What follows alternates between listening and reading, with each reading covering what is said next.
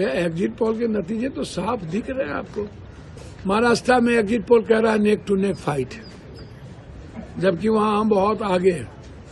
जिस तरीके से मराठी वर्सेस गुजराती का नफरत पैदा किया गया, वहां पर लोगों ने शरद पवार जी, राहुल गांधी जी, प्रियंका गांधी जी और उद्धव ठाकरे जी पर भरोसा किया। आप देख लेना अजीत पवार की क्या स्थिति होगी। जिस तरीके से अजीत शरद पवार के परिवार पर व्यक्तिगत हमले किए गए हैं, हमारी बहन पर, ये इससे बड़ा घिनौना हरकत तो कुछ बीजेपी कर ही नहीं सकती। एक बेटी बहन को भी निशाना बनाना अपने सियासत के लिए, भैया इसको चुल्लू भर पानी में डूब के मर जाना चाहिए।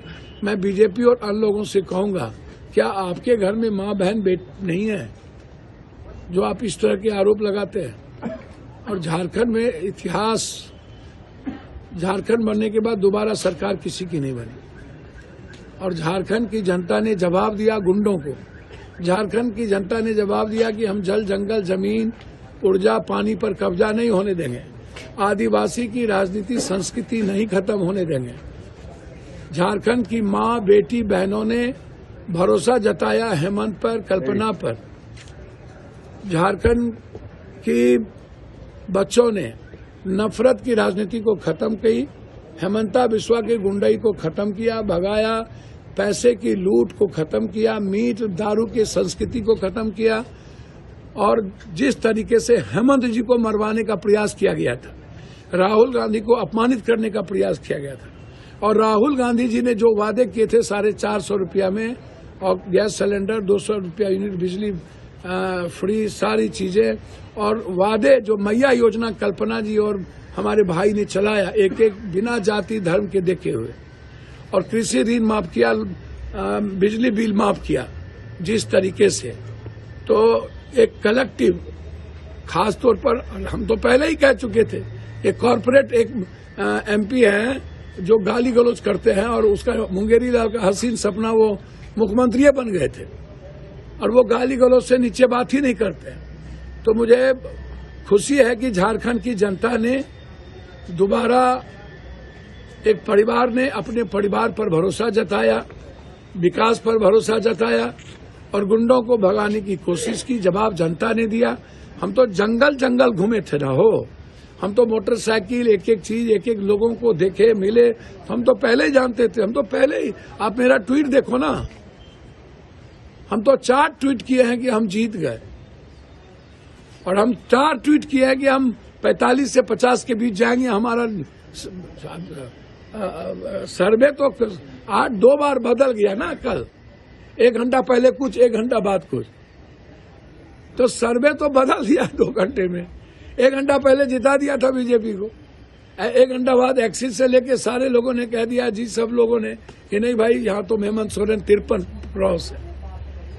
तो इसीलिए ये हिंदुस्तान की जनता के बारे में मैं एक बात कह देता हूँ, बीजेपी को लाइक नहीं करती है। यदि वो 20 लाख ईवीएम कहाँ गायब है हम नहीं जानते, ईवीएम न बदला जाए इसके सरकार में, और ये बेईमानी ना करे, मीट, दारू और अदानी के पैसा का नंगा खेल ना खेले। मैं आपको सच कहता हूँ, 4000 करोड़, 5000 करोड़, तो इस जन्म में बीजेपी चुनाव नहीं जीत सकती। अच्छा, पूर्णिया एयरपोर्ट तो सपना था पप्पू यादव का, तो बचपन का सपना था पूर्णिया एयरपोर्ट। जब हमने 20 साल पहले हमने शुरू भी किया था चार्टर प्लेन, जब शरद यादव, खास तौर पर शाहनवाज हुसैन जी को मैं धन्यवाद देता कि शाहनवाज हुसैन ने उस वक्त इस चीज को शुरुआत की थी, अटल जी के समय।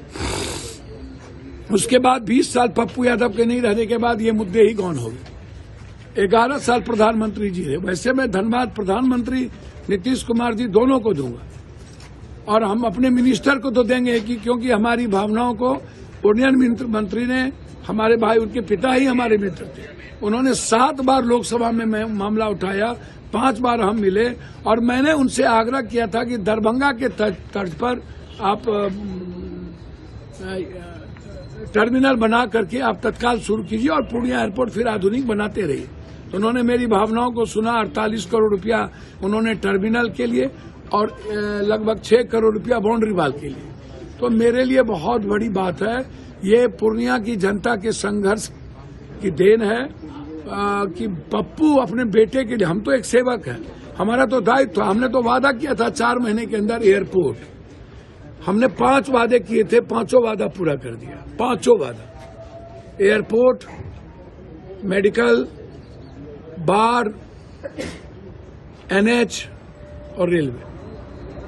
और जो वादे हैं आपको 2 साल के अंदर देखने को मिलेगा। आप चिंता न करिए, पूर्णिया सीमांचल कोसी को दुनिया का नंबर 1 करने में, और जो लोग सरकारी, जो लोग उनसे आग्रह करेंगे, बाप दादा हाय तोबा मत करिए। 10 साल कहाँ थे, 20 साल कहाँ थे, कभी नहीं गए कोई जमीन देखने के लिए।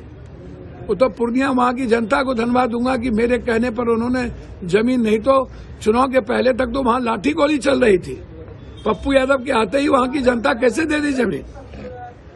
तो ये बहुत बड़ी विक्ट्री है हम सबकी, और मैं समझता हूँ कि जदयू और बीजेपी वालों से एक आग्रह करूंगा, आप हमको हाईकोर्ट और राजधानी बनाने में कोऑपरेट करें, क्योंकि आपके पास कागज आया हुआ है एक हाईकोर्ट बेंच, आपको बहुत ज्यादा पूर्णिया के प्रति चिंता है, तो एक हाईकोर्ट बेंच और पूर्णिया को उपराजधानी बनाने की आप चिंता। और जदयू, भागलपुर भी तो जदयू भाजपा है, तो क्यों आज तक प्लेन नहीं बनी, अब एयरपोर्ट नहीं उड़ा, पूर्णिया क्यों उड़ गई, भागलपुर क्यों नहीं उड़ा लिए, रक्सौल क्यों नहीं उड़ा लिए, बताइए ना।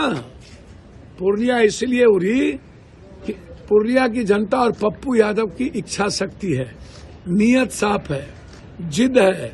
20 साल से आप मृत प्राय हो गए थे और आपको पूर्णिया के एयरपोर्ट और पूर्णिया के विकास से कोई मतलब नहीं था। चाहते हैं कि मैं नीतीश जी सुरक्षा हमें दे, उनकी इन्वॉल्वेशन रहती है पदाधिकारियों के बीच, कुछ पदाधिकारी 3-4 हैं।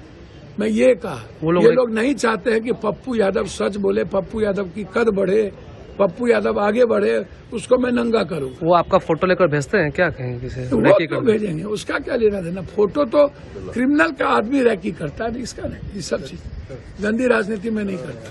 मैं राजनीतिक रूप से नहीं बढ़े और सुरक्षा न मिले, इसमें यहाँ के पदाधिकारी की भूमिका रहती है। उसको लेकर मैंने पहले ही कह दिया, ये छोड़िए ना, हम काम कर रहे हैं, कौन थ्रेट दे रहा है, कौन रैकी कर रहा है, कभी पाकिस्तान, कभी मलेशिया, कभी नेपाल।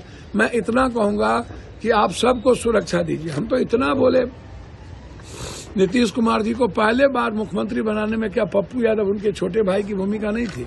इनके राष्ट्रीय एक महासचिव है और कुछ पदाधिकारी है जिनको मैं नंगा करूंगा, इनका टेप है, इनका ये जिस तरीके से प्रशासन को प्रभावित करते थे चुनाव में भी, चुनाव के बाद भी, कि पप्पू यादव को रोको, पप्पू यादव किसी तरह से फंसाओ। तो एक राष्ट्रीय महासचिव है जिनका नाम लूंगा, उनका टेप भी है मेरे पास, जो बड़े पदाधिकारी से वो बात कर रहे थे। और कुछ पदाधिकारी यहाँ जो इन्वॉल्व हैं, जिसको मैं सदन में अभी उठाने जा रहा हूँ, जैसे अस्पताल के मामले में जो अभी घोटाले हुए हैं, तो लोकसभा में मैं ये मामला उठाऊंगा।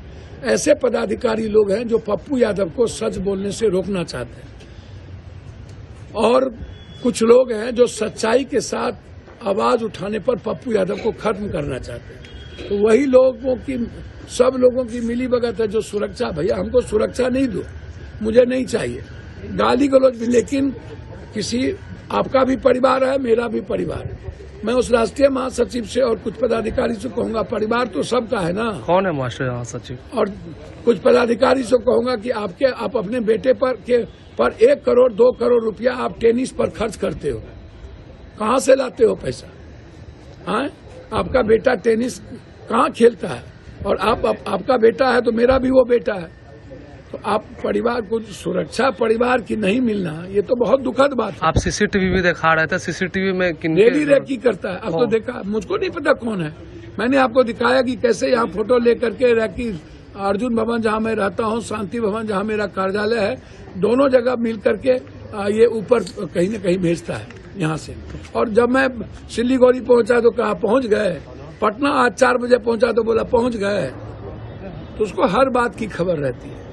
तो मुझे चिंता नहीं है कि कौन है वो जो लगातार आपकी रेकी कर रहा है। भैया हमको क्या पता कौन है भैया, हम तो सारी सरकार को रिपोर्ट दे देते हैं, तो सरकार 2 महीना से जांच कर ही नहीं रही है। 18 बार 19 बार धमकी देने के बाद सरकार जांच करती ही नहीं तो उसमें मैं क्या करूं? मेरी सुरक्षा मत करिए। नीतीश कुमार जी, मैंने चिट्ठी लिखा है अमित भाई को, अमित भाई आप सबको सुरक्षा दीजिए, लेकिन हमारे परिवार की सुरक्षा तो अमित भाई आप करेंगे ना। आपका परिवार, मेरा परिवार क्या है? तो हमारे परिवार की सुरक्षा करें, यही आग्रह।